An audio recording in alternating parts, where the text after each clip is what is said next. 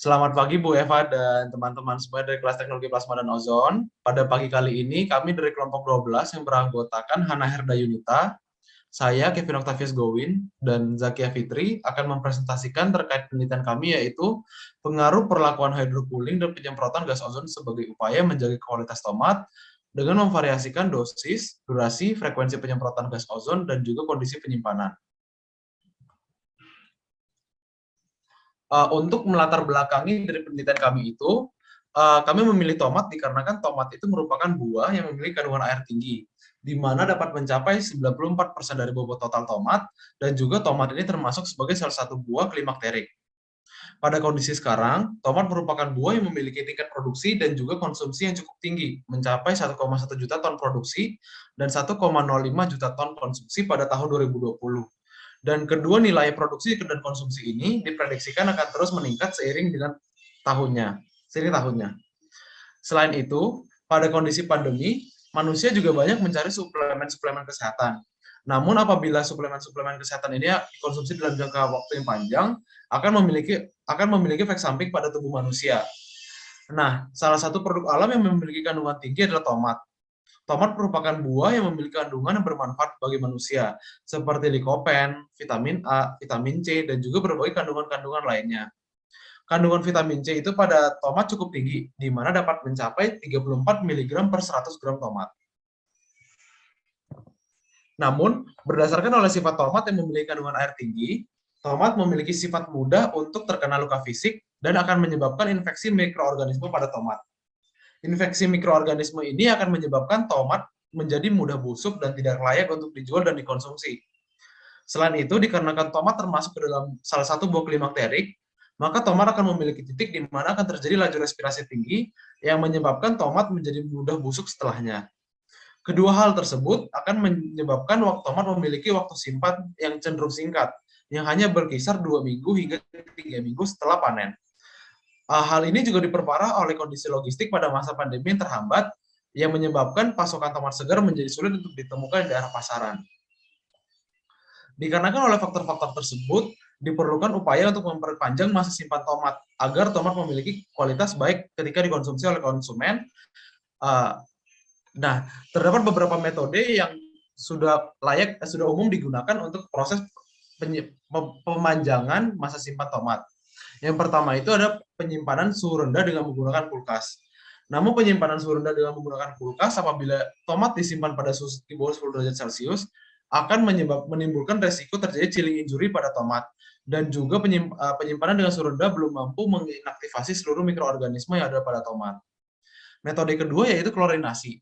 Meskipun klorinasi merupakan salah satu metode disinfeksi yang sudah umum digunakan pada proses disinfeksi buah-buahan dan sayur-sayuran, ternyata proses klorinasi ini dapat membentuk senyawa samping trihalometana yang cukup berbahaya bagi manusia. Lalu ada juga proses prapendinginan menggunakan hydrocooling, yaitu menggunakan air suhu rendah.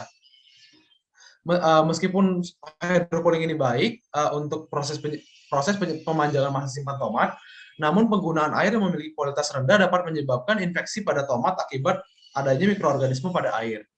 Oleh karena itu, pada penelitian ini, hydrocooling akan dikombinasi dengan ozonasi dalam fasa gas untuk mengurangi kemungkinan terjadi infeksi tomat oleh mikroorganisme yang ada di dalam air. Nah, proses ozonasi itu merupakan salah satu proses disinfeksi yang sudah di-rating oleh FDA, GRAS, dan juga terbukti efektif untuk proses inaktivasi mikroorganisme pembusuk pada tomat.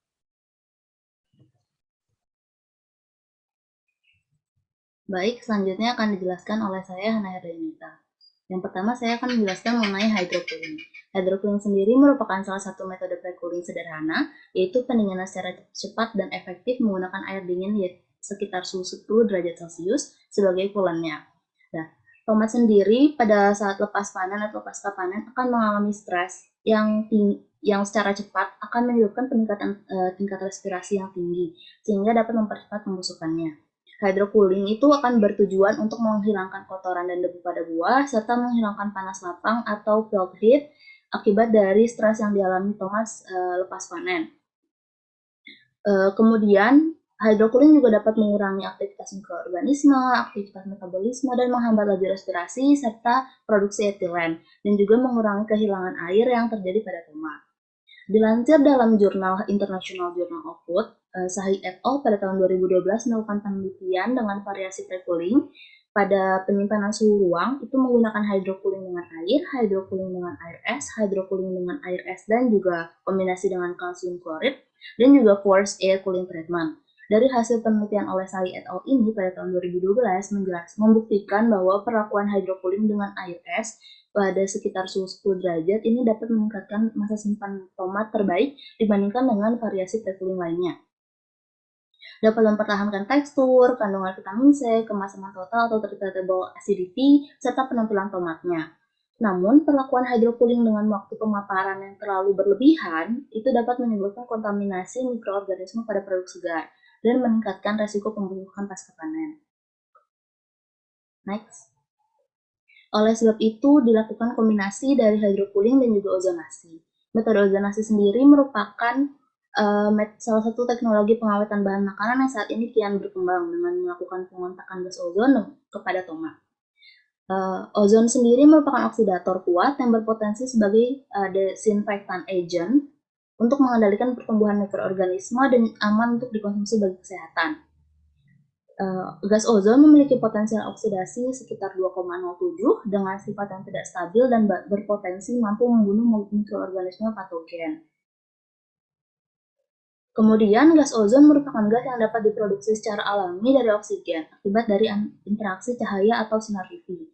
Gas ini bersifat ramah lingkungan karena sifat ketidakstabilannya cenderung terurai kembali menjadi oksigen, sehingga dapat digunakan sebagai pengawetan makanan. Kemudian, ozonasi juga aman dikonsumsi. Buah yang dilakukan proses ozonasi aman dikonsumsi karena proses ozonasi ini tidak berpengaruh pada kandungan gizi dan juga ozon mudah menguap setelah dilakukan proses ozonasi tersebut. Kemudian, gas ozon juga merupakan mikrobisida yang efisien dan cepat karena gas ozon ini mampu menghilangkan pestisida dan bakteri serta logam berat pada permukaan buah. Kemudian, pada tahun 2001, US Food and Drug Administration atau FDA telah menyetujui penggunaan ozon sebagai agen antimikroba untuk dikontakkan langsung dengan makanan dan memungkinkan penggunaan ozon untuk pengolahan makanan dengan status aman atau GRAS. Selanjutnya, beberapa penelitian telah dilakukan untuk mengetahui efektivitas dari teknologi ozon ini dalam pengawatan sayur dan buah. Pada tahun 2021, Mufidah telah melakukan penelitian mengenai pengawatan pisang mas menggunakan gas ozon dengan memvariasikan dosis gas ozon dan kondisi penyimpanan serta pelakuan. Setelah pelakuan dan menemukan bahwa penyemprotan gas ozon ini dapat memperpanjang masa simpan pisang mas yang ditinjau dari penurunan jumlah TBMA hingga 50%, kemudian dapat memperlambat laju penurunan massa dan kadar total padatan terlarut, dan juga dari segi parameter organoleptik itu akan lebih baik dibandingkan sampel kontrol yang tidak dilakukan penyemprotan gas ozon. Meski begitu, terdapat kombinasi dosis penyemprotan gas ozon dan kondisi penyimpanan tertentu yang optimum yang harus kita ketahui agar perlakuan penyemprotan gas ozonasi ini dapat efektif untuk menghasilkan kualitas sampel pengawetan yang terbaik.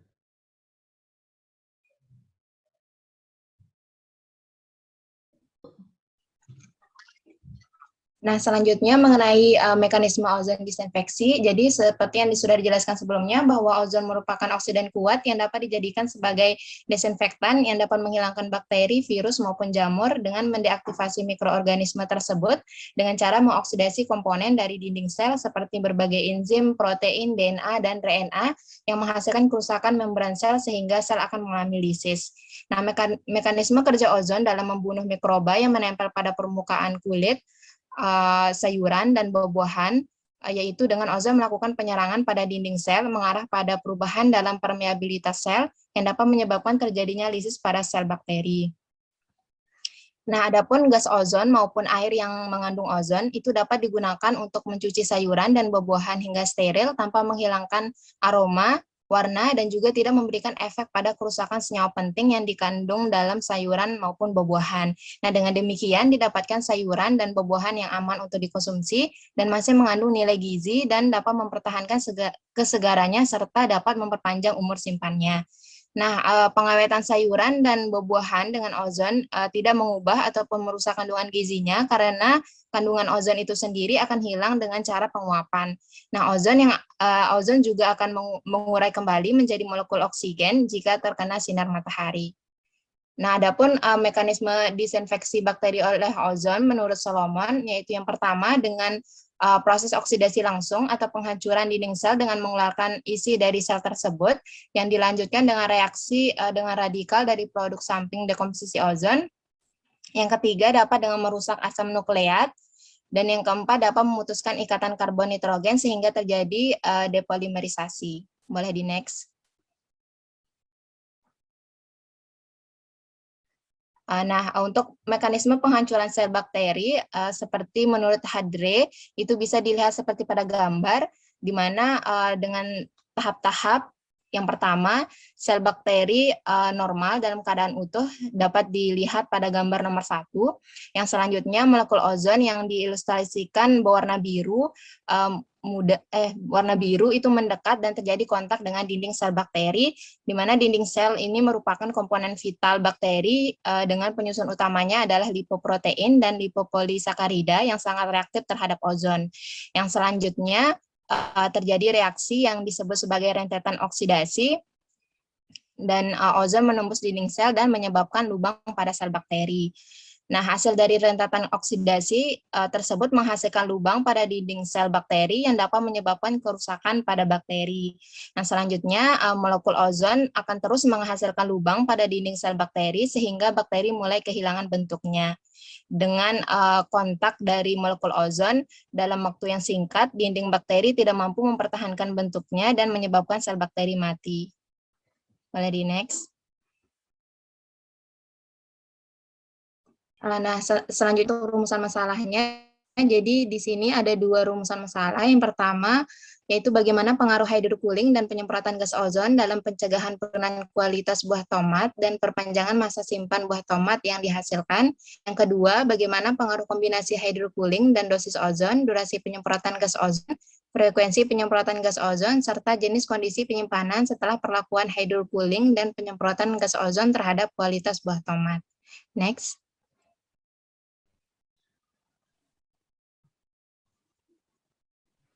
Nah, dengan tujuan yang pertama untuk mengevaluasi pengaruh hydrocooling dan penyemprotan gas ozon dalam pencegahan penurunan kualitas buah tomat dan masa simpan buah tomat, dan untuk mendapatkan dosis ozon, durasi penyemprotan gas ozon, frekuensi penyemprotan gas ozon, dan jenis kondisi penyimpanan setelah perlakuan hydrocooling dan penyemprotan gas ozon optimum yang menghasilkan penurunan kualitas buah tomat minimal. Boleh di next. Oke, perkenalan kembali, nama saya Hana Herdayunita akan menjelaskan mengenai variabel penelitian, yaitu variabel tetap. Untuk variabel tetap sendiri, kami menetapkan ada 4 variabel, yaitu masa sampel, durasi penyimpanan, waktu hydrocooling, dan juga kemasan penyimpanan. Di mana untuk masa sampelnya kami menetapkan sampel tomat 70 hingga 80 gram per tomat. Untuk durasi penyimpanannya selama 7 hari setelah dilakukan perlakuan hydrocooling dan juga penyemprotan gas ozon. Kemudian waktu hydrocoolingnya pada suhu 10 derajat Celcius dengan waktu 5 menit, dan juga kemasan penyimpanannya berupa wadah plastik, yaitu PP, polypropylene. Selanjutnya, untuk variasi bebas yang digunakan adalah variasi dosis ozon, variasi durasi gas ozon, frekuensi penyemprotan, dan variasi suhu dan kondisi penyimpanan sampel setelah proses ozonasi. Nah, variasi dosis yang digunakan di sini adalah 1 ppm, 3 ppm, dan 5 ppm yang dikontakkan dengan variasi durasi, yaitu 3 menit, 5 menit, dan 10 menit. Dan juga untuk variasi frekuensi yang dilakukan adalah 1 kali, 2 kali, dan 3 kali penyemprotan.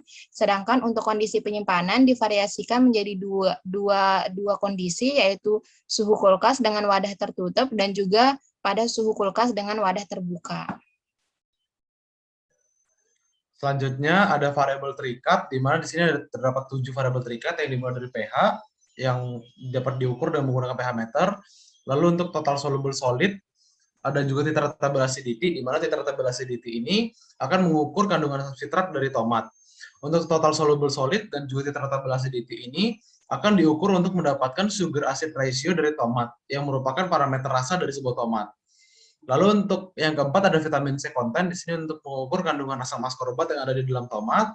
Lalu ada TBMA atau total bakteri mesofil aerobik untuk mengetahui seberapa banyak mikroorganisme yang ada di dalam tomat. Lalu ada susut bobot atau perubahan massa setelah penyimpanan, dan yang terakhir ada organoleptik yang mengukur warna, tekstur, dan aroma berdasarkan secara kualitatif menggunakan indera manusia. Sekian presentasi dari kami, kurang lebihnya mohon maaf. Terima kasih.